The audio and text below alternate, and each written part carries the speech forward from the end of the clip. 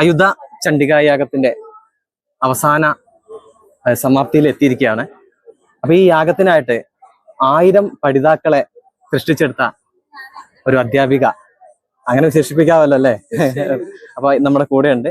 അപ്പൊ അവരുടെ വാക്കുകളിലേക്ക് പോകാം നമുക്ക്. പേരെന്തായിരുന്നു? പേര് നന്ദിനി എന്നാണ്. ദീക്ഷാനാമം ദേവി ത്രിപുരാംബ. ദേവി ത്രിപുരാംബ. ഓക്കെ ഓക്കെ, അതാണ് ദീക്ഷാനാമമായിട്ട് വരുന്നത്. അപ്പം ഇവിടെ എത്ര 1000 പേരെ നിങ്ങൾ ഇതിൽ തയ്യാറാക്കിയിരുന്നു? 1000 പേരെ ദേവി മഹാത്മ്യ പാരായണം പഠിപ്പിച്ചു. ശേഷം അവരെ ഹോമത്തിൽ ഇരിക്കാനുള്ള പ്രാഥമികമായ കാര്യങ്ങൾ പറഞ്ഞു കൊടുത്തു. അതിനുശേഷം ആചാര്യസ്ഥാനത്താണ് ഇപ്പം നമ്മൾ ഇരുന്ന് ചെയ്തത്.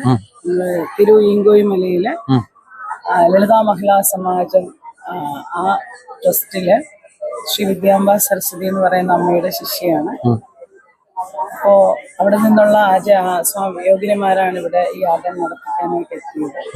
അവരുടെ നിർദ്ദേശപ്രകാരം ഈ യാഗത്തിനായിട്ട് 5 ആചാര്യന്മാര് വെച്ചാൽ സാധാരണ ജീവിതം നയിക്കുന്നവര്, അവരെ ഞങ്ങളെല്ലാവരും കൂടെ അത് പ്രാക്ടീസ് ചെയ്തു.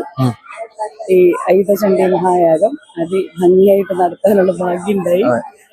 ഞാനും അതിൽ അഭിമാനിക്കുന്നു. കാരണം എന്താ വെച്ചാൽ എന്റെ നാട്ടില്, അതായത് ഈ മലപ്പുറം ജില്ലയില് ഇങ്ങനെ ഒരു യാഗം എനിക്ക് തോന്നുന്നു ഇത് കേരളത്തിൽ തന്നെ ആദ്യമായിട്ടാണ് തോന്നുന്നത്. കേരളത്തിൽ തന്നെ ആദ്യമായിട്ടാണ് അയുധചണ്ഡി മഹായാഗം നടക്കുന്നത്. സഹസ്രചണ്ഡിയും ശതചണ്ഡിയും ഒക്കെ ചെയ്യാറുണ്ട്. പൊതുവെ നമ്മളുടെ ആശ്രമത്തിലെന്ന് പറഞ്ഞാൽ നമ്മൾ ഒരു വർഷം ഏകദേശം ഒരു 3-4 ശതചണ്ഡി യാഗം നടത്താറുണ്ട്. അതേപോലെ എല്ലാ വിഷയവും 4 പൗർണമി 4 നവരാത്രികളിലും നമ്മള് ചണ്ഡിയാഗത്തോടു കൂടി തന്നെയാണ് ആരംഭിക്കുന്നത്. എല്ലാ മുറകളും പൂർണ്ണമായി പാലിച്ചുകൊണ്ടാണ് ചെയ്യുന്നത്. അപ്പോൾ കഴിഞ്ഞ 25 വർഷമായിട്ട് ഞാൻ ഉപാസകയാണ്. അപ്പോൾ തുടങ്ങി ദേവി മഹാത്മ്യം പഠിക്കുകയും പിന്നീട് ആളുകളെ പഠിപ്പിക്കുകയും ഓൺലൈനിൽ കൂടെ തന്നെ പഠിപ്പിക്കും, അല്ലാത്തവരെ നേരിട്ട് പഠിപ്പിക്കാനും ഒക്കെ സമയം കണ്ടെത്തും. നമ്മളുടെ എല്ലാ ജോലിയും കുടുംബവും ഒക്കെ തീർത്തിട്ട് അതിനൊപ്പം തന്നെ ഈ ഒരു ദേവീന്റെ ഒരു വഴിയിലേക്കുള്ളൊരു യാത്ര അത് സ്ഥിരമായിട്ട് നമ്മൾ കൊണ്ടുപോവുകയാണ്. ഇതിന്റെ ഭാഗമായിട്ടാണ് നമ്മൾ സനാതന ധർമ്മരക്ഷാർത്ഥിയുടെ ക്ഷേത്ര സംരക്ഷണ സമിതിയുടെ സ്റ്റേറ്റ് കമ്മിറ്റി അംഗമായിട്ടുള്ള ശ്രീ പ്രഗീഷ് ഇവിടെ ഇങ്ങനെ ഒരു കാര്യം ചെയ്യുന്നു എന്ന് പറഞ്ഞപ്പോൾ ഞങ്ങളത് നമ്മളോട് ആവശ്യപ്പെട്ട്, നമ്മുടെ സുഹൃത്താണ്, നമ്മളോട് ആവശ്യപ്പെട്ട പ്രകാരം നമ്മളതിൻ്റെ കൂടെ ചേർന്നു. ഒന്നും അറിയാത്ത 1000 അമ്മമാരെ 1000 ആളുകളെ നമ്മൾ കൂട്ടച്ചേർത്ത് ഒരു കഴിഞ്ഞ 1.5 വർഷമായിട്ട് നിരന്തരം ശനി ഞായർ ദിവസങ്ങളില് നമ്മള് വൈകുന്നേരങ്ങളില് 8 മണിക്ക് ശേഷം ക്ലാസ്സുകൾ എടുത്തു കൊടുക്കുകയും പിന്നീട് മാസത്തില് അല്ലെ 2 മാസത്തിലൊരിക്കല് അവർക്ക് നേരിട്ട് മറ്റു ദീക്ഷാക്രമങ്ങൾ പറഞ്ഞു കൊടുക്കുകയും അങ്ങനെ അവരെ 1.5 വർഷം കൊണ്ട് തയ്യാറെടുത്തിട്ടാണ് ഇത്രയും വലിയൊരു കാര്യം സാധാരണക്കാരായ ആൾക്കാരെ കൊണ്ട് ചെയ്യാൻ സാധിച്ചത്.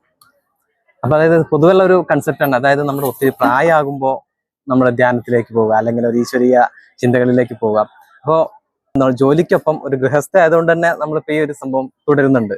തീർച്ചയായിട്ടും. കാരണം പൊതുവെ നമ്മളെ എല്ലാവരുടെയും ധാരണ 55 വയസ്സ് കഴിഞ്ഞാലാണ് സ്പിരിച്വാലിറ്റിയിലേക്ക് വരേണ്ടതെന്നുള്ളതാണ്. പക്ഷെ അതൊരിക്കലും ഒരു ശരിയായ കാര്യമല്ല. നമ്മളെ സംബന്ധിച്ചിടത്തോളം സാധാരണ ജീവിതം നയിക്കുന്നതിനോടൊപ്പം തന്നെ ആത്മീയമായിട്ടുള്ള ഒരു വളർച്ച വളരെ നല്ലത് തന്നെയാണ്. ഓരോ മനുഷ്യർക്കും ജീവിതത്തില് അനവധി മാനസിക പ്രയാസങ്ങൾ ഉള്ളൊരു കാലമാണ്. ആർക്കും എല്ലാ സന്തോഷവും ഒരുമിച്ചുണ്ടാവില്ല. 6 ഭാഗങ്ങളും ഒരുമിച്ചുള്ള ആളുകൾ വളരെ ഒരുവിധം നല്ല തരത്തിൽ എല്ലാ തരത്തിലും പല പല പ്രശ്നങ്ങളിലൂടെ കടന്നു വരുന്നവരാണ് മനുഷ്യർ. പക്ഷെ ഈ പ്രശ്നങ്ങൾ ഉണ്ടാവില്ല എന്നൊക്കെ പറയാൻ പറ്റില്ല, ഉണ്ടാവാം. പക്ഷെ അതിനെ അതിജീവിക്കാനായിട്ട് ഈ ഉപാസനയ്ക്ക് വളരെയധികം സാധിക്കും. തീർച്ചയായിട്ടും. അപ്പോ എന്റെ അഭിപ്രായത്തിൽ പറയുകയാണെങ്കിൽ ഉപാസന ഏറ്റവും ചെറിയ പ്രായത്തിൽ തുടങ്ങണം എന്നുള്ളത്. ചെറിയ കുട്ടികളായിരിക്കും. എനിക്ക് 2 മക്കളുണ്ട്. ചെറിയ മോൾ ഇപ്പൊ 3ാം ക്ലാസ്സിൽ പഠിക്കുന്നു, മോള് MBBS ഫൈനൽ ഇയർ ആണ്. 2 കുട്ടികളും ദീക്ഷിതരാണ്. ചെറിയ മോളൊക്കെ ഉണ്ടായ സമയം നാക്ക് തിരിയുന്ന സമയത്ത് തന്നെ ശരിക്കും ബാലാതവാക്ഷരിയാണ് എന്റെ ഗുരുനാഥ അവർക്ക് ജപിച്ചു കൊടുത്തത്. ഇത്രയും പുണ്യമാണ്. കുട്ടികളുടെ പഠനത്തിലാണെങ്കിലും അവരുടെ മറ്റുള്ളവരോടുള്ള സമീപനത്തിലാണെങ്കിലും അവരുടെ സംസ്കാരത്തെ വളർത്തുന്ന കാര്യത്തിലും അവർക്ക് ആ ഒരു വളരെ തിരിച്ചറിവുണ്ട്. കാരണം ഒരു വലിയ ലോകത്തിലേക്ക് അവർ ഇറങ്ങിച്ചത്. നമ്മളുടെ ഇന്നത്തെ കുട്ടികളാണല്ലോ നാളെ പൗരന്മാരായിട്ട് വലിയ വലിയ ആളുകളായിട്ട് വരിക. അപ്പൊ അവർക്ക് അവരുടെ സ്വത്വത്തെ തിരിച്ചറിയാനും അവർക്ക് നല്ലൊരു സ്വഭാവം ഉണ്ടാകാനും ജീവിതത്തിൽ നല്ല രീതിയിൽ ഉയർന്നു വരുവാനും എന്നിട്ട് അതേ ലെവലിലൂടെ ഈ ലോകത്ത് എന്തെല്ലാം എത്തിപ്പിടിക്കാമോ അതെല്ലാം അവർക്ക് എത്തിപ്പിടിച്ച് അവരുടെ വയസ്സ് ഏറി വരുന്ന വാർദ്ധക്യത്തിൽ അവർക്ക് മോക്ഷത്തിലേക്ക് പോകാനുള്ള ഒരു വഴിയാണ്. അതെ അതെ ഉപാസന എന്ന് പറഞ്ഞാലോ പ്രാർത്ഥന എന്ന് പറഞ്ഞാലോ സന്യാസ ജീവിതം എന്ന് അർത്ഥമേ ഇല്ല. ഇല്ല ഇല്ല ഇല്ല അതെ അപ്പോ അത് വളരെ ചെറിയ പ്രായത്തിൽ ചെയ്യണമെന്നാണ്. മാത്രവുമല്ല നമ്മൾ ഈ ചെയ്യുന്ന കാര്യങ്ങൾ ഒരിക്കലും രഹസ്യമാക്കി വെക്കേണ്ടതില്ലെന്നുള്ളതാണ് മറ്റൊരു സത്യം.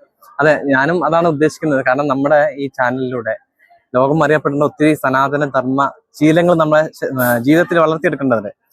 ഇത് കാണുന്ന ഭക്തരായ അല്ലെങ്കിൽ നമ്മുടെ ഹിന്ദു വംശജരായ ആളുകളോട് പറയാനുള്ള ഒരു വാക്കെന്താണ്? ശരിക്കും പറഞ്ഞു കഴിഞ്ഞാല് രാഷ്ട്രീയമോ അല്ലെങ്കിൽ ജാതിയോ മതമോ ഒന്നും അല്ല ഇതിനർത്ഥം. ദേവിയെ അറിയുക, ഈശ്വരനെ അറിയുക. ഈശ്വരൻ എന്ന് പറയുന്ന ഒരൊറ്റ മതവും ജാതിയും ഒന്നുമെന്നാ ഞാൻ പറയാം. കാരണം നമ്മളാണ് ഇതിനെല്ലാം സൃഷ്ടിക്കുന്നത്.